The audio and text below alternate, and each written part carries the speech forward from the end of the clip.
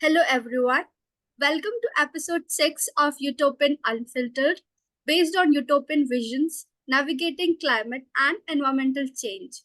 We have among us a very experienced person, Kartik Prusty sir, with around 14 years of experience in the development field. He has a Bachelor's of Science in Zoology and Animal Biology from Utkal University and a Master's in Sociology from the Central University of Odisha, Koraput. Then he did Development Management at Tata Dhan Academy. He has worked with the Child in Need Institute as a project coordinator and is currently working as a senior program manager at the Foundation for Ecological Security in Odisha.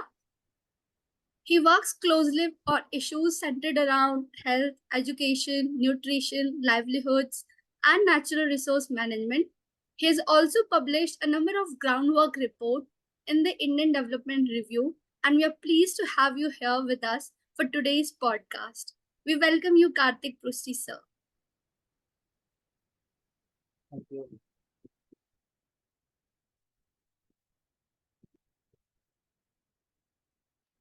So, sir, basically, we are working on this podcast, Utopia Unfiltered, as part of our college project, and we are trying to understand different perspectives that revolves around an ideal society. And of course, what might be ideal for me might not be an ideal for you. And that's why we started this project with street interviews, where we interviewed common people and brought about different opinions. And it's available on our Instagram handle as well. Now, for this podcast, we are conducting in-depth interviews with people from different professional backgrounds to incorporate their expertise into our learnings and understand how that particular field can contribute to an idea of an ideal society. So, sir, you have a lot of experience working with communities on different climate and community-led projects. So, how has your experience been so far? And what changes have you experienced among communities through your action projects?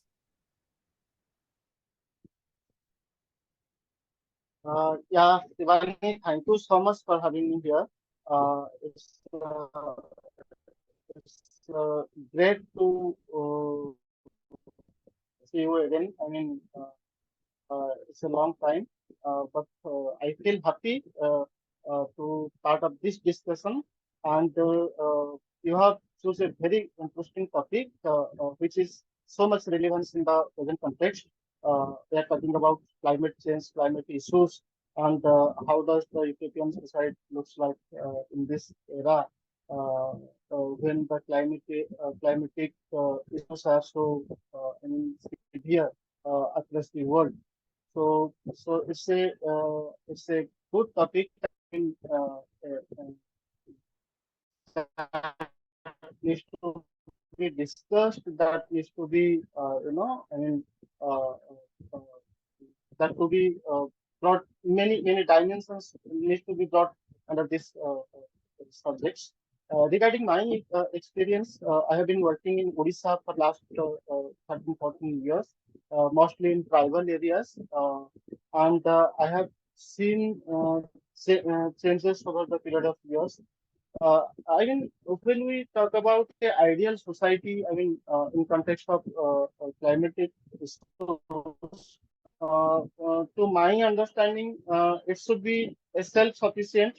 If you talk about a village, then I think the village should be equipped enough to manage and to mobilize and manage its resources, basically, and it has a sense of responsibility, accountability over the resources that they have, and moreover, a society whose economy, social structure, and governance should be sustainable, equitable, and more resilient.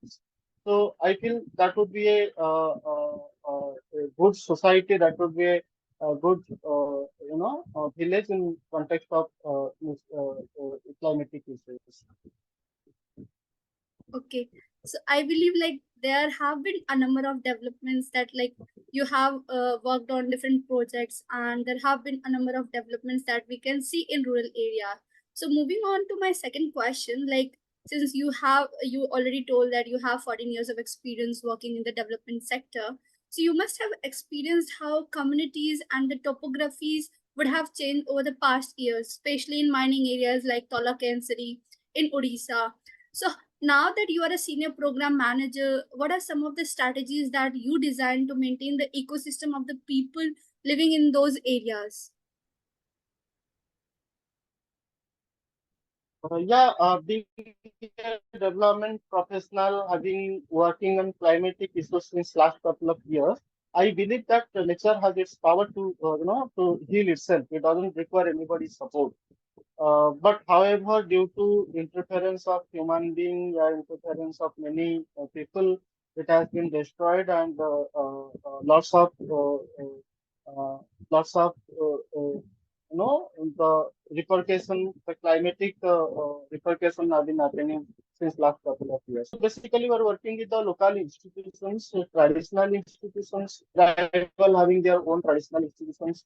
We have been involving to activate them and to to build their sense of ownership so that they can manage their resources. So that is one of our strategy. And secondly, we have been very closely working with government. I mean, we have a series of agreements with state government and district government, supported government departments to to help the community to manage and mobilize resources.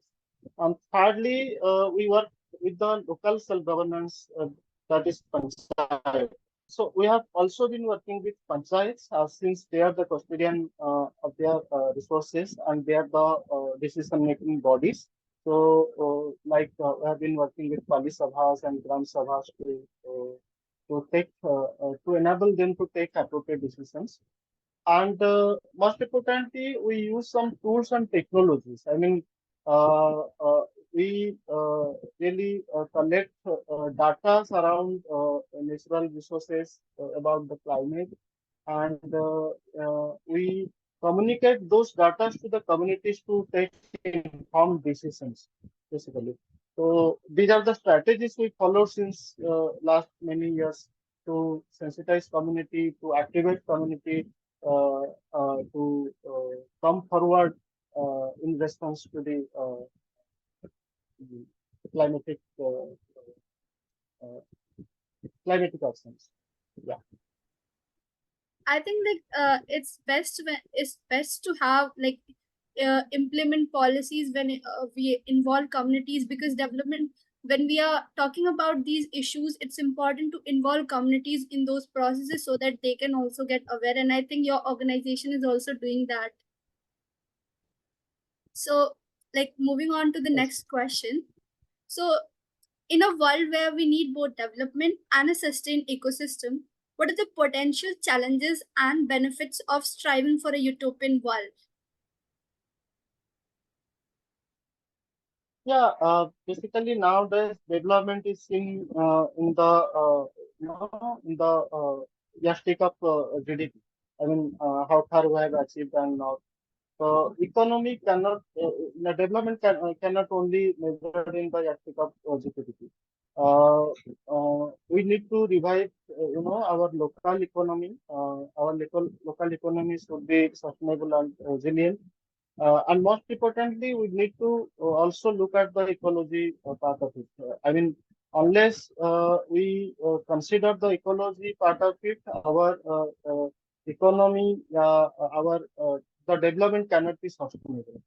So in that process, I feel there should be balance between the development activities that is going on, because that is also required for the community. That is also needed for the for a nation. but in same time, we should not ignore the I mean the ecology and the local ecosystem. That is most important. And secondly is how we are involving peoples in the decision making process. Many often it is in that the developmental activities ignores community participations. It doesn't take care of the community perceptions, what community think about it. Sometimes this happens, but largely if we see that if we run developmental activities and considering the ecological aspect of it, then we need to ensure the community participation in the development process, and the plans and decisions that has been taken should be involved the community and their perception around development and ecological kind of balance. So I think that is what's required in the time to consider both aspects by keeping a balance between development and ecology. Of course, I believe like sustainable form of development is important, but apart from this, like before implementing a development project into a particular area, it's important to know the perspective of people who are living there. As you mentioned, that we should take we should also involve communities into our decision making process, what they think about what kind of development they want in their society. So now, like moving on to the next question, we have seen many climate activists coming out and publicly talking about climate change and its factors. Like we can see Greta Thunberg in America and Sonam Wangchuk in Ladakh, who is an environmentalist and educationist. So there is a growing concern about climate issues worldwide. But there is also a negligence and not enough attention is paid, especially by media, or there's a lack of awareness among people as well about sustainable methods. So, in your opinion, what steps can be taken to make people aware and ensure that enough attention is given to these issues as well? Yes, I mean, you have rightly said the role of media is very much important in the present context, basically, on related to climatic change issues. It definitely set the people's perception and it brought lots of community awareness, and moreover, it influenced the decision making process. But unfortunately, the mainstream media have not paid much, attention as it is required. But I feel the alternative medias are playing very critical roles. I mean, nowadays, if you see that lots of YouTubers and lots of environmentalists, they coming together and developing different stories and highlighting the best practices. Uh, they are disseminating those ideas, those concepts across the world. So these are coming very prominently. But as you have rightly mentioned that we need the mainstream media have to pay more attention about it, and the climatic issues needs to be coming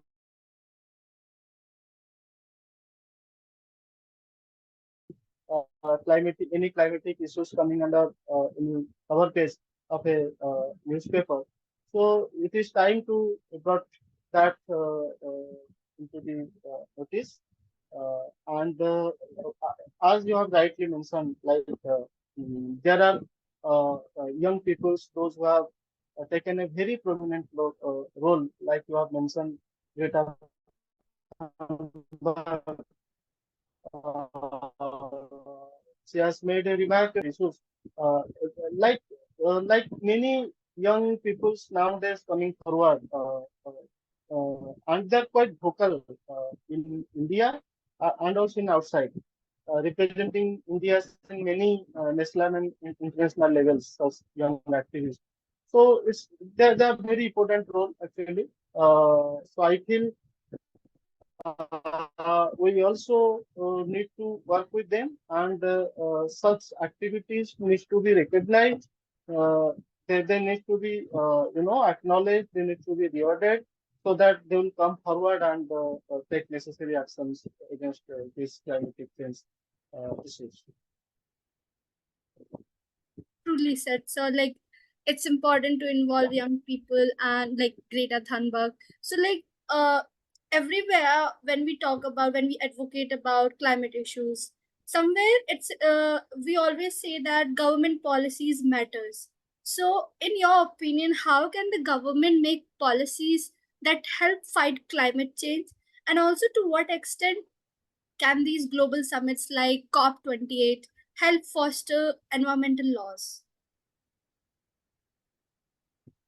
Yeah, when we talking about the climate change laws, basically, unfortunately, we don't have such laws. Even though we have some part of it, but as such, we don't have a comprehensive environment law in India. So, so that needs to be looked at. Secondly, you have mentioned regarding COP28.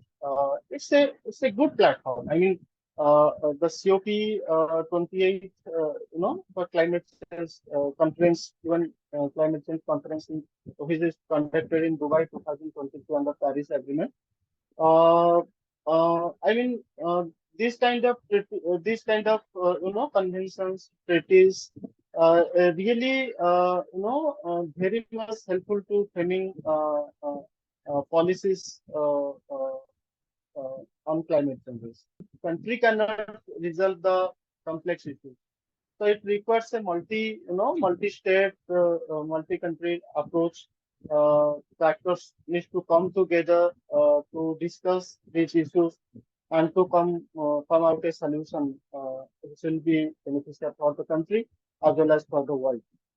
If we see, there are several, act policies in India. If we see like Wetland Conservation Act, yeah, Biodiversity Conservation Act, Water Act, yeah, that is basically, I mean, I was talking about different act and policies what was already there, like Wetland Conservation Act, yeah, Biodiversity Conservation Act, Water Act, Air Act. Those are based on again some international treaties and conventions. So it has important. And regarding COP28, it has very focused on to take the global stock take. I mean, how much we have progressed and how and what is the effort we need to make uh, to achieve the target that we have set for each countries. So that was uh, that was one of the focal point in during COP28. And the second very important decision that is beginning of the end of the fossil fuel. Those are two important issues, and I mean India definitely working on those issues, and definitely will act as per the targets that were made in those conventions. And most importantly, in COP28, if you see that it has more focus on the how communities are thinking about climate change and these things. I mean, this time I have seen many of the community-based institutions that participated in Dubai Convention. I mean, they have shared their experience, what are the actions they have taken in their locality in response to climatic change. So it was gone so well, and it has created lots of motivation to further work on climatic issues and to work on issues to contribute to climatic action that we have said. So it is going well, and I have seen what I perceive that the role of vegan youths. I mean, lots of youths, those who are working on the conservation issues, have been invited, and they have given chance to share their experience across the globe. So it has a good thing happens, and definitely will learn from each other and will contribute to the climatic issues in our respective regions. Very true. Like since we all like we all are from different backgrounds and we have different experiences, and like as you rightly mentioned, like the summits like COP28, there we need participation of more young people because there the opinions matters, and since their discussions are taking place among nations, it's important to incorporate those feedbacks as well, so that the policies that comes out is very inclusive and has the feedback of everyone and is benefiting everyone. And that is the goal of an utopian society. So lastly, just to end up, as you mentioned about young people, so like in your organization, how do you want to involve young people to contribute in building a sustained economy, like if I talk about Odisha only? So how are you going to include young people in your organization or in your community, so that we we help, we contribute together to shape a better world together? Yeah, I mean, since last couple of years, we have been realized that we cannot ignore the power of youth in the development process. Earlier, we have been working with the village communities, the elder peoples in the society. But later on, we have realized that the immense potential of the youths cannot be ignored. So we have gradually involved them in the process. Recently, we have launched a campaigning, to protect the rivers. So in that process, we have invited the young people, those who are studying in colleges, schools, and we all feel surprised to see their inquisitiveness, their interest to work on issues like water, forest, and all the things. They never hesitate to stay in the villages. They never hesitate to work on the issues that is most pressing issues. I feel lots of motivation and enthusiastic to see those people, even though they are studying some elite schools and colleges, but they are very grounded and they come forward to learn, to contribute to in the development process. So it was gone so really well. I mean, they have very much actively participated in that campaign. And secondly, we have also made a campaigning regarding plastic free picnic. Lots of picnics are happening in Odisha, in the forest, near to the forest and rivers. So we have tried a campaigning, I mean, to make plastic free picnic. So in that process also, we have been observed that youths are taking so seriously those ideas, and they have made many such picnic spots plastic free, and we have also rewarded them for their great initiative. Uh, so if you see that the youth basically taking interest by seeing the situations, what is happening in Bangalore, see the water crisis in Bangalore, how it is impacted the community, how it impacted the people in Bangalore. So they are observing all these things, and they are very keen to come forward to contribute these issues. So that's something very motivational and very enthusiastic. Okay. So, like, based on this, I would just ask you a question. What according, now you mentioned about young participation. So, what according to you is an ideal society, and do you think like through these participation of young people, through policies that could help shape a better society, and then through a number of community led projects, do you think we can achieve that utopian society? Yes, definitely we can achieve. I mean, in Indian context, if we see that lots of powers and uh, uh, has been given to the communities, community institutions. Not a single project can be implemented in a village unless there is approval from the Police and Gram Sabha. So the power is vested, but it's time for the community to recognize those rights. I mean, to act upon it. To very often it is in that power has been, deviated, and the community not able to exercise that power. So I feel it is time people have realized that power and they are trying to exercise those power. Uh, uh, they are coming forward to in the decision making process. And there are also several government program schemes which have adequate space for community participation and community decision. So that is happening, but it requires a kick. It requires a kind of a trigger to bridge the gap between government and people, and to develop a strategy where they both can work together for larger uh, agenda. So that is one of the area that we also have been working.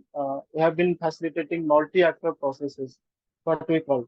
I mean, a single actor cannot work on the climatic issues and ecological issues.